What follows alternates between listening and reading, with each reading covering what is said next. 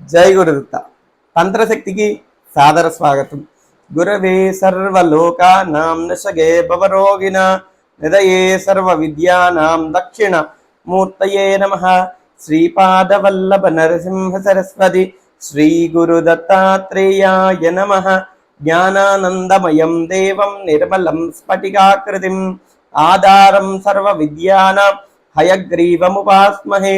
శ్రీ రఘునందన పరబ్రహ్మణే నమో నమః. శ్రీ గురుభ్యో నమః.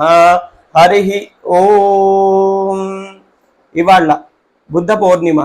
అంటే ఏం చేయాలి?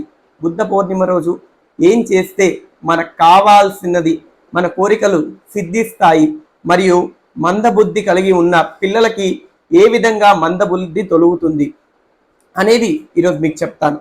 ఇంట్లో ఈరోజు గురువు యొక్క అనుగ్రహం తప్పగా దొరుకుతుంది. ఏ విధంగా అంటే గురుబలం తక్కువ ఉండి ఎవరికైనా సరే విద్య రాకపోయినా, మరియు పెళ్ళిళ్ళు కాకపోయినా, పెళ్ళిళ్ళు దగ్గర, ఉద్యోగాలు రాకపోయినా, ఉద్యోగాలు కూడా దగ్గర వరకు వచ్చి కూడా మరియు దూరం వెళ్ళిపోవడం కారణంగా ఈరోజు ఏం చేస్తే మనకు ఉద్యోగం దొరుకుతుంది, మందబుద్ధి కలిగిన వాళ్ళకి బుద్ధి స్థిరంగా ఉంటుంది, తల్లిదండ్రులు చెప్పిన మాట పిల్లలు వింటారు అంటే ఈరోజు ఏం చేయాలంటే మొట్టమొదటిగా ఇంట్లో ఉన్న అలక్ష్మీదేవిని బయటికి పంపించాలి.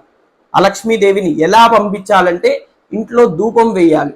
ధూపం ఏ విధంగా ఉండాలంటే ఆవు పిడక, ఒక ఆవు పిడక, ఈ మాత్రం ఆవు పిడక తీసుకుని దాని మీద 2 యాలకులు, 2 లవంగాలు, ఒక చిన్న దాల్చిన చెక్క మరియు కొబ్బరి, ఎండు కొబ్బరి కొడుకు ఉంటుంది కదా, అది వేసి దాని మీద 2 ఆవు నెయ్యి చుక్కలు 2 వేసి కర్పూరం, మామూలు కర్పూరం కాదు, పచ్చ కర్పూరం వేసి వెలిగించాలి.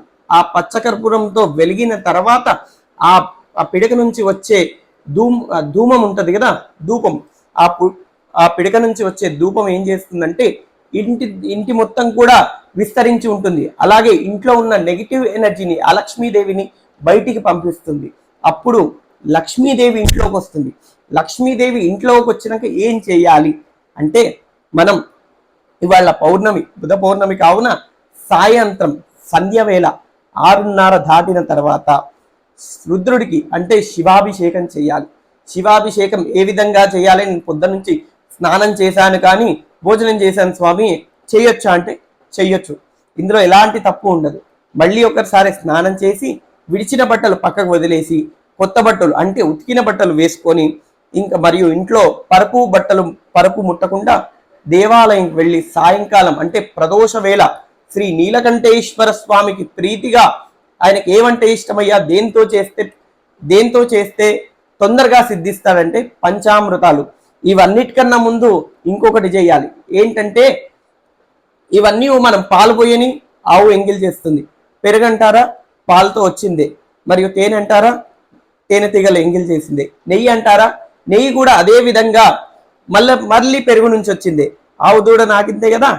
పంచదార అంటారా అది కూడా చెరుకుతోనే, తేనెతీగ ఎలాగైనా సరే ముడుతుంది. కావున ఆయన ప్రీతికరంగా ఏం చేయాలంటే కొబ్బరి నీళ్లతో అభిషేకం చేయాలి.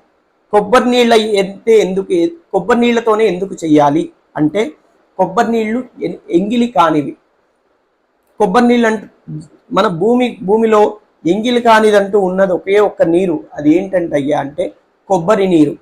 కొబ్బరి నీరు ఒక్కటే మాత్రమే ఏ పురుగు చేత కానీ, ఏ పక్షు చేత కానీ, ఏ పశువు చేత కానీ ఎంగిలి కానిది కొబ్బరి నీళ్లు. ఆ కొబ్బరి నీళ్లతో మీరు ఎంత మీ మనోశక్తి అంటే మీ మేధాశక్తికి, మీ కోరిక ఎంత దృఢంగా ఉంటుందో, మీ భక్తి ఎంత శ్రద్ధగా ఉంటుందో అంత శ్రద్ధగా పెట్టి నీలకంఠేశ్వర స్వామి వారికి ఆ కొబ్బరి నీళ్లతో అభిషేకం చేయండి. మీకు కావాల్సిన కోరిక కరెక్ట్గా సిద్ధిస్తుంది.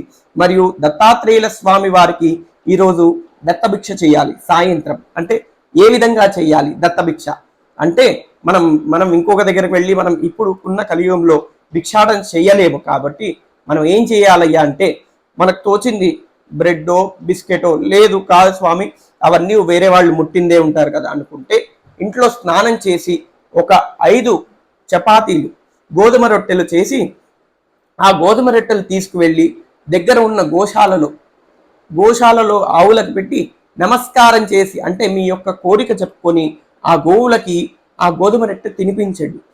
తద్వారా ఆ గోవు సంతోషిస్తుంది, ఆ సత్ఫలితం మనకి తొందరగా వస్తుంది.